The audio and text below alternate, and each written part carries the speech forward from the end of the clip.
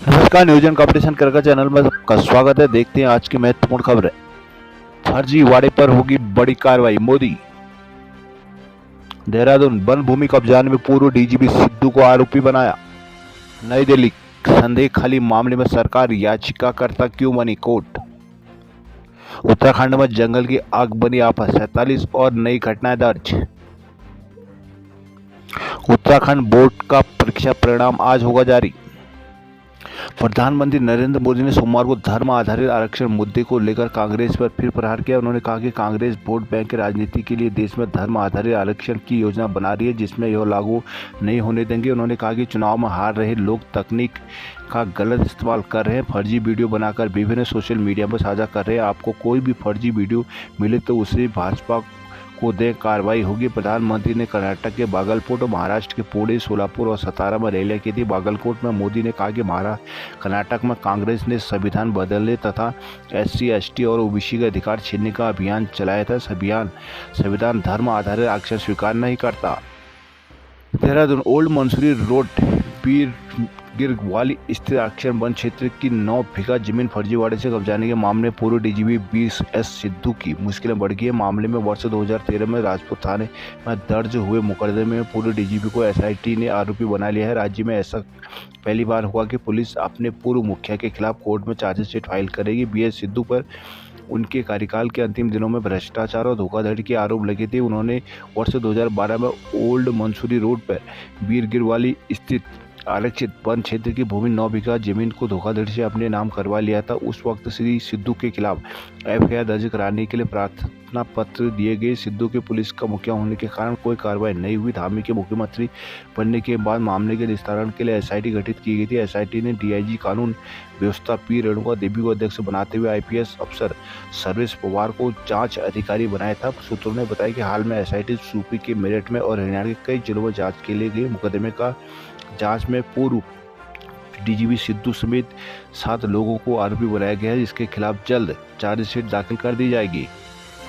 हल्द्वानी, उत्तराखंड के पर्वतीय क्षेत्रों में सोमवार को भी जंगल की आग से धधकते रहे, जिसमें वन संपदा को नुकसान पहुंचने के साथ ही जनजीवन और यातायात व्यवस्था प्रभावित हो रही है। जंगल की आग से प्रभावित क्षेत्रों में धुंध से छा गया है। वन विभाग के अनुसार 24 घंटे के भीतर राज्य 47 जगहों आग की घटनाएं दर्ज की गई है। बागेश्वर में जंगल में आग लगने के आरोप में एक युवक को जेल भेजा गया, जबकि 2 नाबालिगों को बाल सुधार गृह भेजा गया। अल्मोड़ा में सोमवार को करबला से सटे जंगल में आग बुझाते वक्त फायर वॉचर गिरकर घायल हो गया। वहीं दोपहर के वक्त टनकपुर सूखी ढांग के बीच आग से जला पेड़ NH पर गिर गया, जिससे ऑल वेदर रोड 1.5 घंटे तक बाधित रही। कटर मशीन से कुछ हिस्सा काटकर बुलडोजर की मदद से पेड़ को हटाया गया।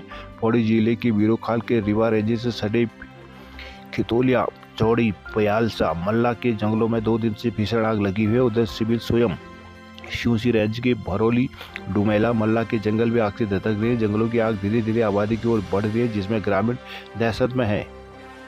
रामनगर, उत्तराखंड विद्यालय शिक्षा परिषद की 10वीं और 12वीं परीक्षा का परिणाम मंगलवार को घोषित किया जाएगा, जिसके साथ ही सुधार परीक्षा द्वितीय 2023 का परिणाम भी घोषित किया जाएगा। बोर्ड की ओर से सोमवार को जारी विज्ञप्ति में सचिव विनोद कुमार सेमल्टी ने बताया कि बोर्ड मुख्यालय में मंगलवार को सभापति माध्यमिक शिक्षा निदेशक महावीर सिंह बिष्ट पूर्वाह्न 11:30 बजे परीक्षाफल की घोषणा करेंगे। इसके बाद बोर्ड की वेबसाइट पर परीक्षाफल अपलोड किया जाएगा।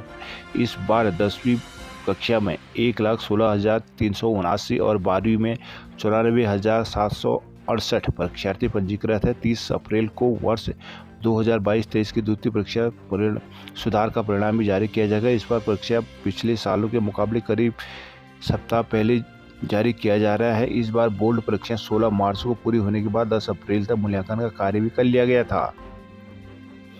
देहरादून में युवाओं को विदेश में नौकरी के लिए तैयार करने की कवायद तेज। ब्रिज कोर्स से नर्सिंग पास युवाओं को मिलेगी जॉब। 1685 LT और प्रवक्ता को पुरानी पेंशन का लाभ।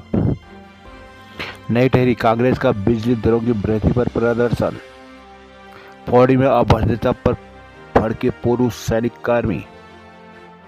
रुद्रप्रयाग, स्वास्थ्य विभाग ने कटे सिर का DNA सैंपल लिया। हरिद्वार में अपशिष्ट से हरित ऊर्जा उत्पादन के लिए बनेगा संयंत्र। ऋषिकेश THDC इंडिया लिमिटेड और UGBNL के संयुक्त उद्यम TUECO ने अपशिष्ट से हरित ऊर्जा उत्पादन के लिए संयंत्र स्थापित करने का नगर निगम हरिद्वार के साथ समझौता पर हस्ताक्षर किए हैं। संयंत्र को स्थापित करने में 140 करोड़ रुपए की लागत आएगी। इस पहल का लक्ष्य प्रतिदिन 400 टन नगर पालिका ठोस अपशिष्ट को 140 टन हरित तारकोल में परिवर्तित करना है। THDC इंडिया लिमिटेड के अध्यक्ष प्रबंधन निदेशक RK बिश्नोई ने बताया कि इस संयंत्र की स्थापना स्वच्छ भारत के दृष्टिकोण के अनुरूप स्वच्छ परिवेश को बढ़ावा देने के साथ ही ठोस कचरे से उत्पन्न होने वाली पर्यावरणीय चुनौतियों का समाधान करने के लिए भी तैयार है। उन्होंने कहा कि पवित्र शहर हरिद्वार के लिए प्रयास एक मील का पत्थर साबित होगा। नगर निगम हरिद्वार ने इस संयंत्र के निर्माण के लिए सराय में लगभग 10 एकड़ भूमि आवंटित की है। TUECO और नगर निगम हरिद्वार के अधिकारी की उपस्थिति में हरिद्वार के नगर आयुक्त Varun Chaudhary IAS TUECO limited के CEO संदीप कुमार ने समझौता ज्ञापन को औपचारिक रूप से प्रदान किया है। संयंत्र के संचालन में 400 टन नगर पालिका ठोस अपशिष्ट का दैनिक प्रसंस्करण शामिल होगा, जिसे 140 टन टेरिफाइड चारकोल का उत्पादन करने के लिए सीधे रिएक्टर में चला जाएगा। इस प्रक्रिया में प्राकृतिक कोयले जैसे पदार्थ प्राप्त होता है, जिसे विशेष रूप से यह प्रक्रिया पर्यावरण अनुकूल होती है। देहरादून किताबों की परीक्षा में शिक्षा विभाग फिर हुआ फेल। पौड़ी के दीवार रेंज के जंगलों में लगी भीषण आग। उत्तराखंड में बारिश के बाद फिर बड़ी जंगल की आग।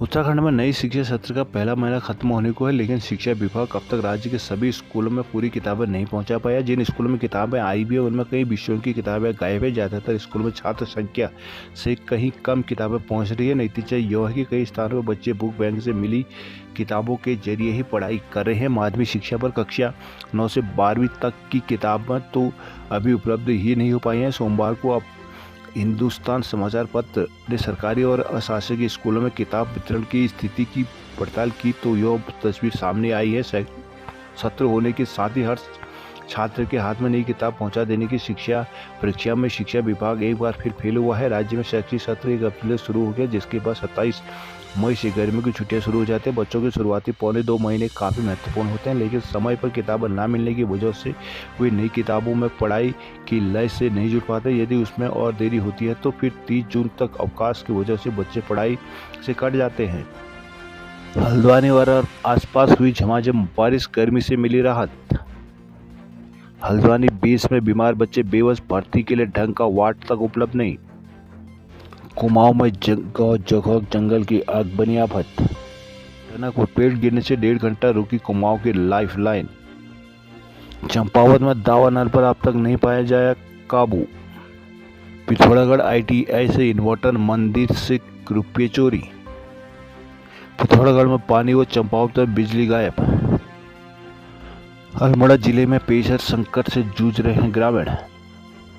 अल्मोड़ा बढ़ती गर्मी की से ग्रामीण पेयजल की कमी से जूझ रहे हैं। कई दिनों से पानी के लिए ग्रामीणों को प्राकृतिक जल स्रोतों, नदियों का सहारा लेना पड़ रहा है। सोमवार को सड़क से लगे गांव में जल संस्थान टैंकर से आपूर्ति कर कुछ हद तक राहत दिलाने के प्रयास में जुटा रहा है। गर्मी बढ़ने के साथ ही ग्रामीण क्षेत्रों में पेयजल आपूर्ति पटरी से उतरने लगी है। सोमवार को भी कई गाँव में पानी नहीं आया। आपूर्ति न होने से ग्रामीणों को पेयजल के लिए काफ़ी जद्दोजहद करनी पड़ रही है। ग्रामीणों का कहना है कि गर्मियाँ शुरू होते ही उन्हें पानी मिलना बंद हो जाता है। जल संस्थान टैंकर से पानी को बांट रहा है, लेकिन टैंकर में ज़रूरत के मुताबिक पानी नहीं मिल पा रहा है। पेयजल के लिए जल स्रोतों की दौड़ लगानी पड़ रही है। सोमवार को जल संस्थान ने नागरखान, मौली, तौली, धुरातोक, नौगांव, मोतियाथर, बंगला देवली, शीतला खेत, थाली, एरोली, लमगढ़, दीनापानी, चितई में टैंकरों से पानी की आपूर्ति की। जल संस्थान के AAE अरुण कुमार सोनी ने बताया कि कई इलाकों में टैंकरों से नियमित पेयजल की आपूर्ति की जा रही है।